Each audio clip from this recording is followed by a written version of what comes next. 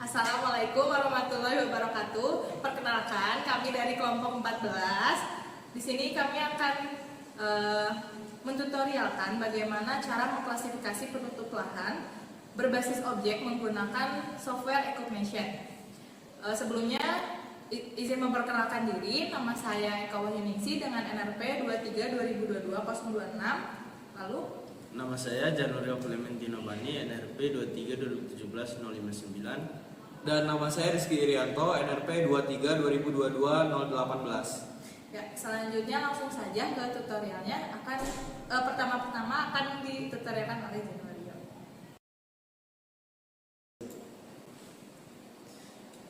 Ya, kita langsung saja kita buka aplikasinya. Pertama, Ecognition. Ya, Ecognition, kita klik OK. Kita pilih reset mode, kita klik OK lagi.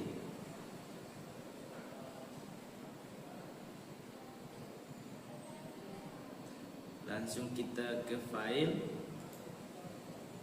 new space, lalu kita namakan. Sini namanya terserah dari nama tempatnya yang mau di ini. Demo 1 kita klik OK.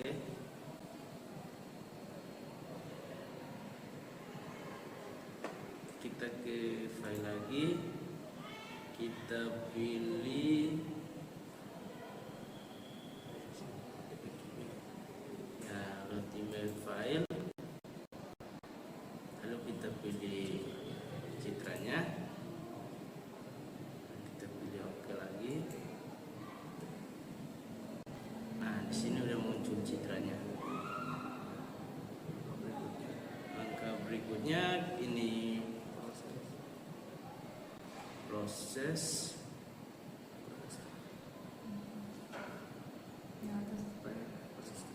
tree.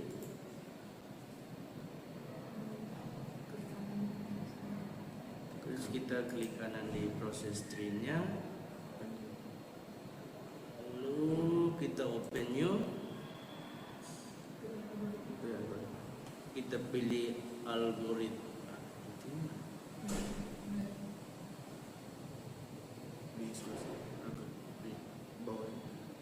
Oh ya, pilih algoritma, multi segmentation, multi resolusi.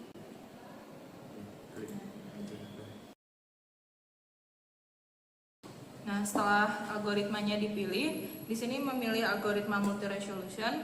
Di dalam algoritma multi resolution ini tuh ada beberapa parameter yang harus ditentukan. Itu ada parameter skala, parameter bentuk, dan parameter kekompakan. Nah, parameter skala ini range bobotnya itu dari 10 sampai 500. Nah, kita misalnya input 50. Jadi parameter skala ini nanti menentukan hasil ukuran dari bentuk segmentasinya. Jadi kalau misalnya parameter skalanya kecil, misalnya 10, berarti nanti hasil segmentasinya itu akan semakin banyak karena bentuknya kecil. Kalau semakin besar berarti hasil segmentasinya itu akan lebih sedikit. Nah, kayak gitu. Lalu ada parameter bentuk. Parameter bentuk ini tuh merupakan parameter perbandingan dengan parameter warna.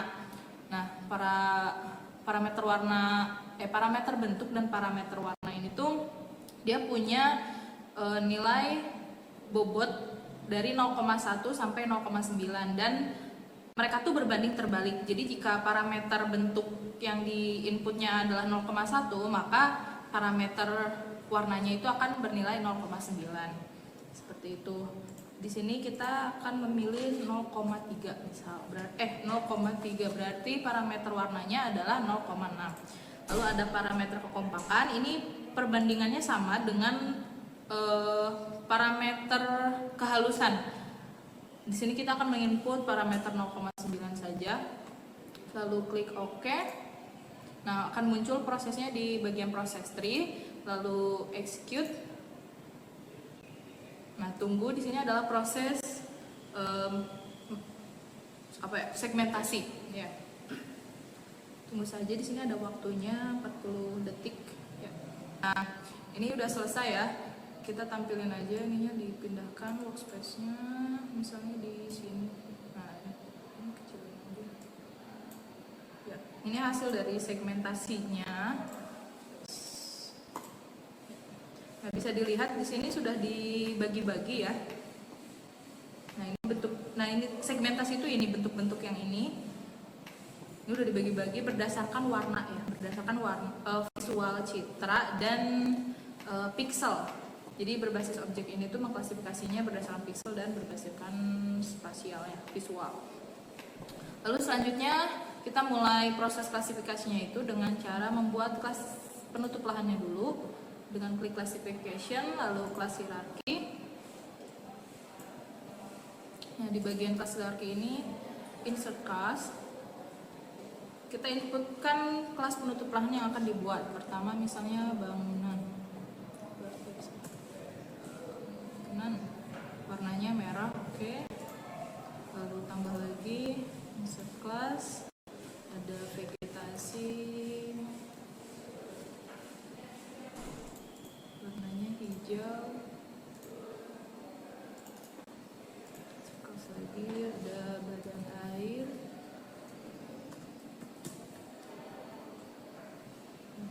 Biru dan lahan terbuka. Kelasnya berarti sesuai dengan citra yang ada ya Teh ya? Iya, itu disesuaikan dengan objek yang ada di citra. Ya, jadi di sini ada 4 kelas penutup lahan yang telah dibuat. Nah, selanjutnya dilakukan sampling atau training area sebelum memproses klasifikasi. Nah, jadi setelah di pembuatan segmentasi yang udah dijelaskan sebelumnya, sekarang langkah berikutnya itu kita membuat training sampel. Nah, itu caranya gimana? Itu kita ke tab classification, kemudian kita pilih sampel, baru kita klik select sampel. Nah, untuk cara milihnya itu pertama kita lihat dulu di sini kan ada 4 kelas yang sudah dibuat. Nah, pertama kita mengklasifikasi badan airnya dulu. Nah, cara memilihnya itu kita tekan tombol shift. Kita zoom dulu, kita tekan shift, kemudian kita klik sambil ditahan shift. Nah, kita pilih yang merupakan badan air aja. Untuk seleksi trainingnya itu kita pilih tergantung dengan banyak training dan persebarannya. Jadi semakin banyak dan semakin tersebar itu semakin baik.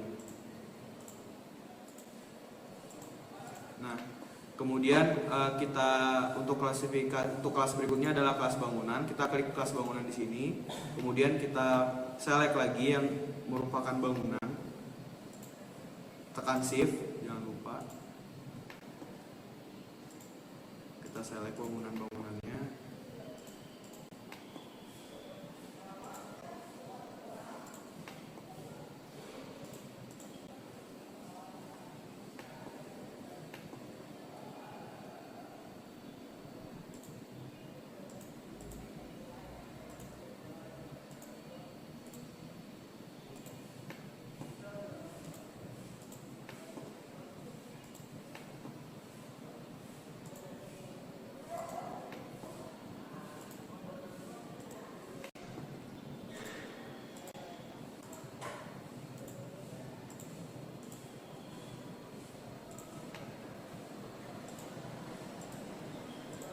Nah, kemudian jika dirasa sudah cukup, berikutnya itu kita pilih untuk lahan terbuka.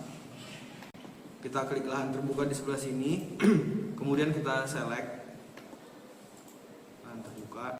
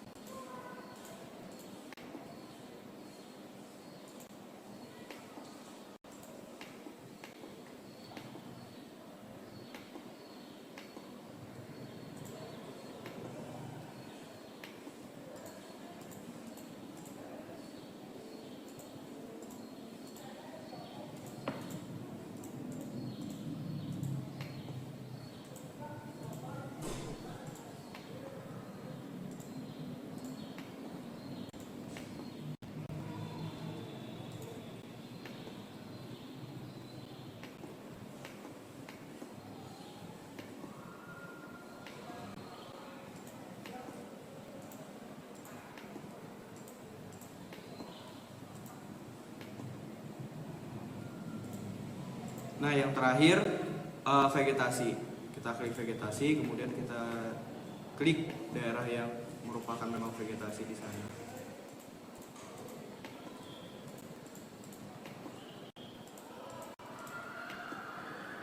Kalau training areanya nggak menyebar itu gimana?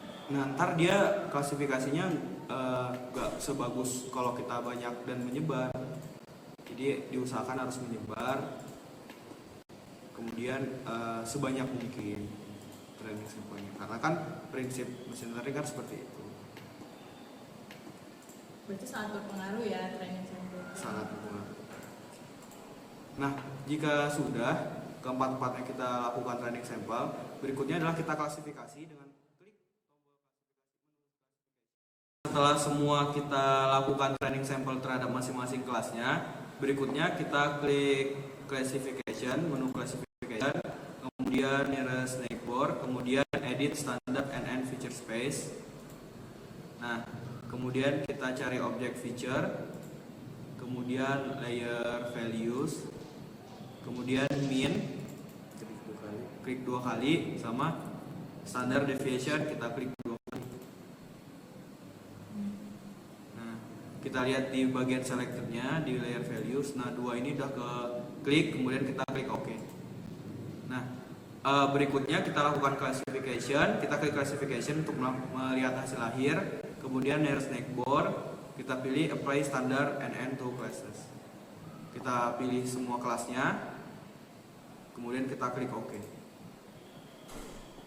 Kemudian di bagian process tree kita klik kanan, kita klik append new. Nah, di bagian algoritmanya kita klik classification. Kita ketik classification, kita cari. Nah, setelah dapat kita pilih. Kemudian active classesnya dari known kita ganti menjadi keempat kelasnya. Kemudian klik OK, klik OK lagi. Nah, kemudian kita lakukan execute dengan klik kanan, pilih execute. Nah, kita tunggu prosesnya. Nah, setelah kita lakukan execute, untuk melihat hasilnya kita pilih view classification. Nah, ini hasil setelah dilakukan klasifikasi berdasarkan training yang sudah kita buat sebelumnya. Seperti ini, merah bangunan, biru air, kuning lahan terbuka, hijau vegetasi.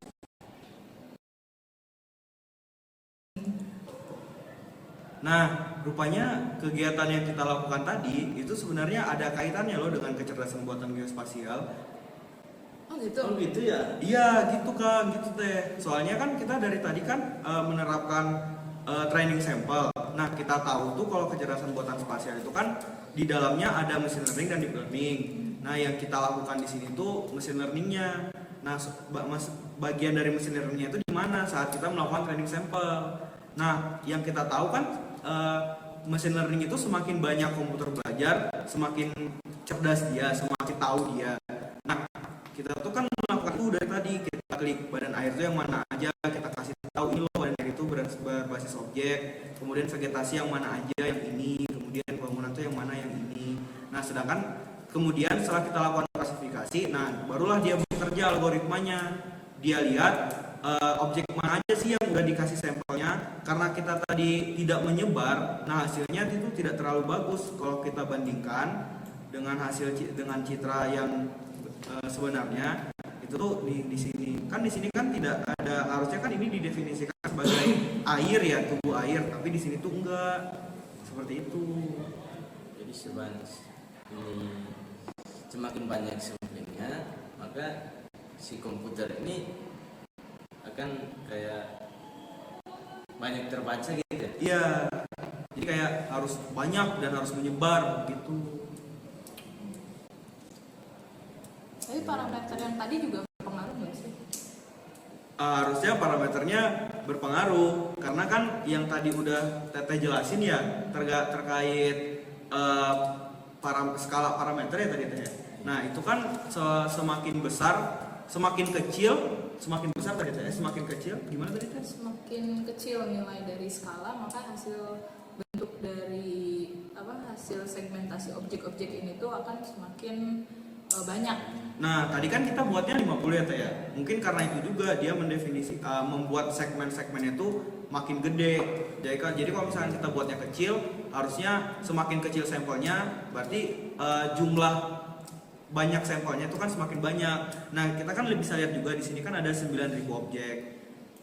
Nah, karena kalau misalkan kita scale parameternya kita kecilin, mungkin objeknya bisa lebih banyak karena kita buatnya kecil scale parameternya karena laptopnya tidak mumpuni teh. Gitu. Berarti resolusi citra juga berpengaruh dong? Resolusi citra juga berpengaruh teh, soalnya kan kita tadi juga agak sedikit kesulitan kan ya dalam melakukan training sampelnya, kayak ini tuh mana vegetasi, mana atap rumah gitu, mana jalan, mana vegetasi. Nah, kira-kira gitu teh. Berarti kesimpulannya berbasis objek ini tuh bagusnya untuk citra resolusi tinggi aja nih? Iya, karena kan semakin detail hasilnya, berarti citranya juga harus semakin bagus juga, harus citra resolusi sangat tinggi. Gitu.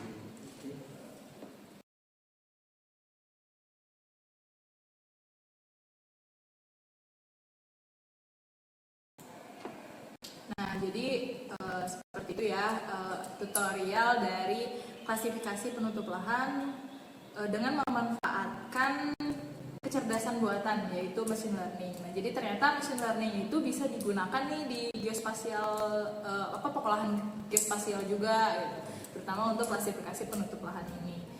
Nah, sekian dari kelompok kami. Wassalamualaikum warahmatullahi wabarakatuh.